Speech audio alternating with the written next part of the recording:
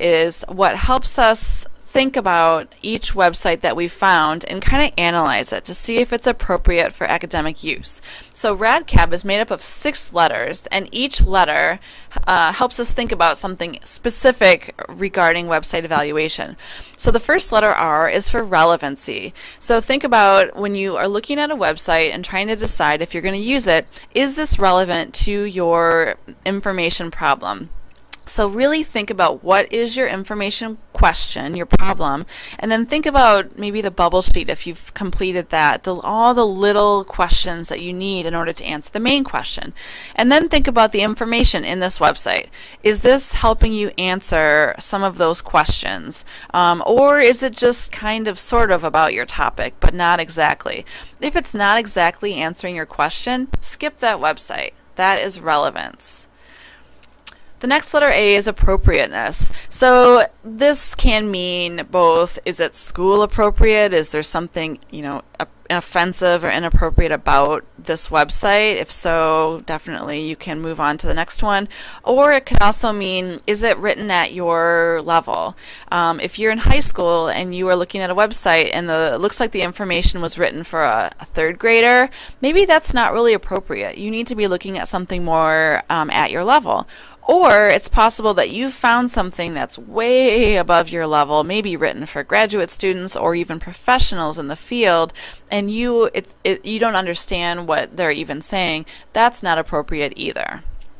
The next letter is D, detail. So this is an important one because you are answering a number of different questions as you do your research. So you want to make sure you're getting the most bang for your buck. So if you're spending time on a website and you're going to bother highlighting and annotating and taking notes on it, is it even worth your while? Does it have enough detail? A, does it have enough detail to answer some questions that you have?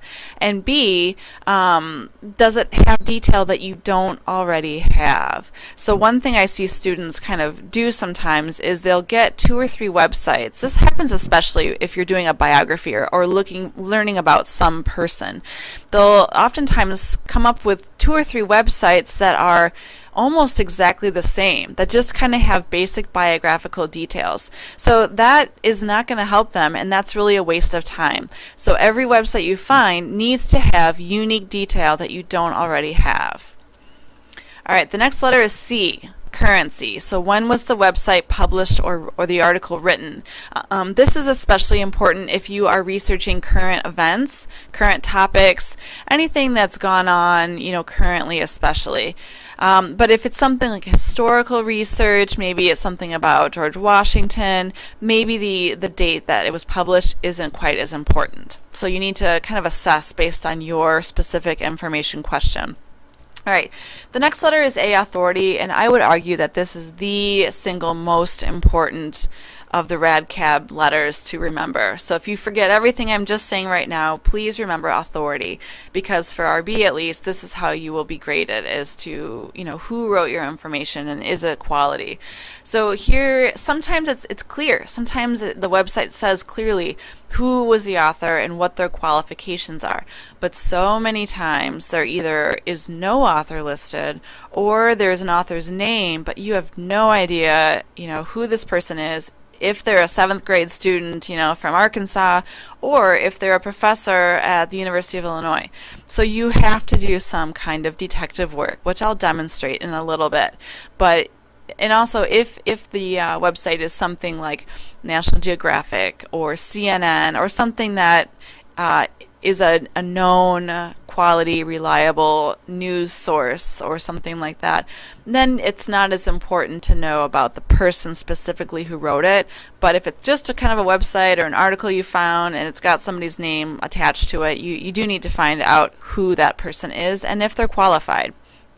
All right, and lastly, B, bias. So oftentimes you will find articles on the internet especially that are written to convince you of something, to convince you of a political viewpoint or maybe a religious viewpoint or something where they're not presenting you just straight up information. They maybe are presenting you certain information, but not complete information. So that is especially common if you're doing anything with current events or current controversies, hot topics, that kind of thing. So you really need to think about why, the purpose for what you're reading, and that's bias. So that's Radcab. You do need to think about Radcab as you are starting to do your internet research. So let's open this first one here. So thinking about Radcab, is it relevant? I might skim through and I might think, okay, this is talking about some of those questions that I need to answer. Meets that. A, appropriate. I'll read a couple sentences. Is this at my level? Yeah. Yep, this is definitely at my level. D, detail. This has a lot of great detail, and it looks like it talks about how it got started. So yeah, definitely. C, current. When was it written, published? Yeah, it looks like it's about 1999. This is Vietnam War, so that's totally fine. Now, here's the key, and this is often the key, the make or break, is a author. So I've got this author's name. Great that we know his name, Andrew Rotter. But who is that? So what I'm going to do is copy, paste his name into a Google search. And so this is what you should do as well. Now, if this person is a reliable academic resource, it's likely that he will have links to books that he's written or faculty, college profile pages. And look, here we go. He's a professor of history at Colgate University. Historians.org. Foreign Affairs. Oh wow, C-SPAN. He's got a video on C-SPAN, which is kind of a famous, or like a news TV website. So this guy definitely seems like he is an expert in this field. So I can feel confident using this website. All right, the next one, history learning site. Now I really don't like when I see advertisements. It doesn't always bode well, but sometimes those websites actually can turn out okay. So I look, I don't see anything about who wrote this, I don't see a name, so I go down, and again I'll do my, is it relevant, is it appropriate, is enough detail, is it current, about the author, there we go. So here's this guy, maybe I would Google his name, I would also read this, and then judging from his academic background, his career, maybe I would decide whether or not I would trust his information. So that's pretty much it. This is what you should do. Consider all of those Radcab elements. Definitely look and think about the author. So here's one last tip. It doesn't say anything about who wrote this. So what I can do is click up here in the URL, take off everything after the main website root. And there it is. So it's Mr. Baker. Looks like he's a teacher. I don't know much about him. It doesn't say anything about his education, but maybe that he's a teacher, I would find him reliable. So thanks for watching. Happy researching. And remember, Radcab.